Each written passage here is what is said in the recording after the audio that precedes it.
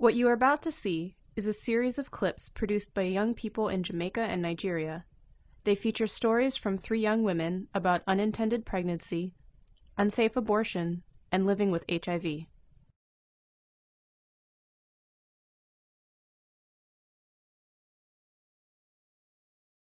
How many abortions have you done so far? It's twice. You've carried out abortion twice? Yes. When and when? The first one was 2009. Then the second one last year, 2010. Before then, what happened? How did it happen? First of all, I was still in school trying to write my exams, my WAEC. So I said that one may block me, may stop me from writing. So I decided to abort the pregnancy. So the next one, the very guy that was responsible for it, and then by then I saw him like there was nothing in his hand. So I said I should not bring a baby that will come and suffer tomorrow because of things that are happening. So I decided to abort the pregnancy and just said, let me stay, free myself and free the guy too, so that nothing will block us from maybe me going to school or him struggling for himself. Before you got pregnant that first time, did you know about family planning or contraceptives? No, I don't know. I've not even done anything like that. During the abortion procedure, how did it go? Which hospital what kind of hospital did you go to, and what did they use? The first one I went to a friend, he's still going to school, a doctor is still going to school. Then the next one I went to another doctor where he has a chemist. He has just a small room at his backside, and he normally do it. So how did he do it? He used some instruments like that now.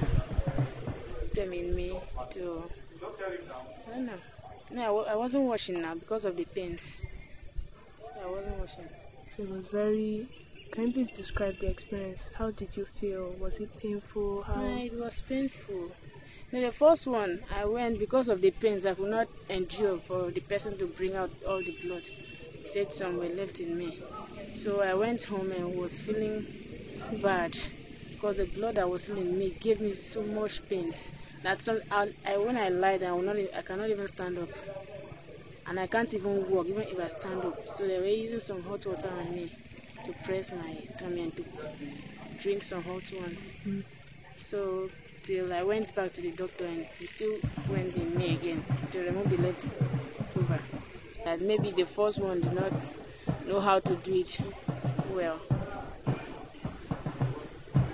But now you're having complications. Yeah. So what are you going to do? I'm still waiting now because I said last 2 weeks I went for treatment and they gave me injections. So I'm still waiting to see the results. So do you have any message for young girls out there? The only message I have for them is for them to be having, let me say, protected sex.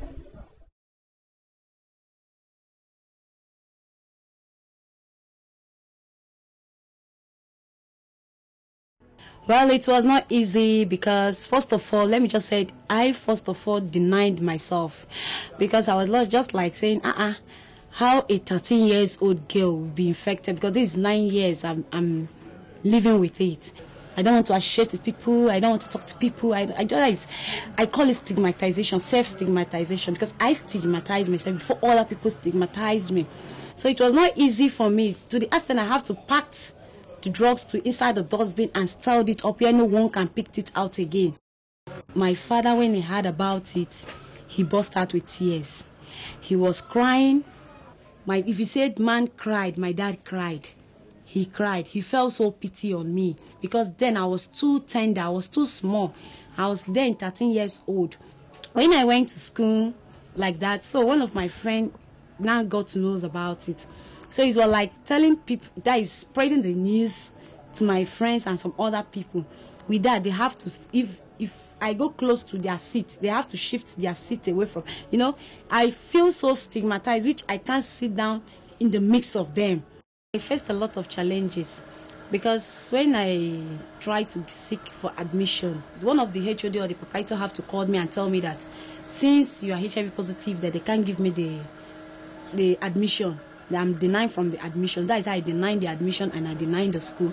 I have to come back and start again afresh. So with that, I have to go and meet a doctor. I have to tell the doctor that look at who I am, or that please and please, I just need your help. So with that, now the doctor now said, okay, there is no problem. He have to forge the results. If not, I will have denied from the admission. I will not be given. I won't have been given that admission into that university because I was HIV positive. So I have to forge the result and take it to them.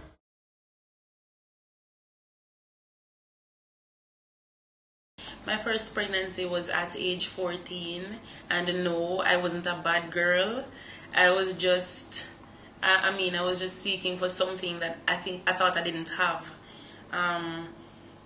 I wouldn't basically say peer pressure, because at that time I knew I had enough sense to differentiate right from wrong, but I just wanted to experience certain things for myself, which is sex. So I got engaged in sexual activities and I became pregnant. Yes, I was aware of contraceptives and condoms. However, I had a problem going to buy. I wouldn't want to go and purchase condoms on my own at that point in time at my age. So I'd rely basically on him to get the condoms. When I found out that I was pregnant, it was horrible, because I was thinking that yes, I'm in school, what are my friends going to say, what are my parents going to say, especially my daddy. So I kept it for months without them knowing. I thought my mother suspected, but I think she was in denial. She didn't come out and say anything. However, I knew she must have realized. I went on for days crying, stuff like that, by myself. At school, I felt totally out of place because my friends, things wouldn't be the same, because I would know in my heart that this is happening to me and these girls are not pregnant. How am I going to feel now that I'm going to drop out of school? So things was kind of different, even though I pretended. I'm a good pretender, so I pretended to fit in, but inside it was killing me. The problem came into play now when I started growing. So my uniforms became tighter and I couldn't do anything about it. I couldn't adjust it. Before I could tell my mother, however, I don't know. It seems as if news about it was probably circulating and somebody told her. Yes, so she confronted me one evening. We went to a nearby doctor's office. I didn't even question why we were there because I knew it. She said, I heard that you are pregnant. And I just started crying because I couldn't lie anymore. I've already been lying for months, so I didn't lie. And when I say months, I'm talking about probably 5 months. We went inside. The test showed positive. My mom too joined in with the crying. Yes. The doctor started talking to us, so actually I could say we got instant counseling. So she was told how to treat me, the situation would be unusual, hard to deal with, but yes. I went back to school. After all of this, I went to the Women's Center in Junction. I did like 3 weeks, not more than a month there. After which I was sent to Magati High School. I became involved in most or majority of the activities there. I took on leadership positions. I was the president for Speech and Drama Club, student counselor, prefect, you name it. I was all rounded, because this time I was saying to myself, since everybody was looking down on me, now I have something to prove, and I knew I haven't reached to that point that I was hoping to reach. My destination has not yet arrived, so I have a lot to prove to people that this isn't the end actually.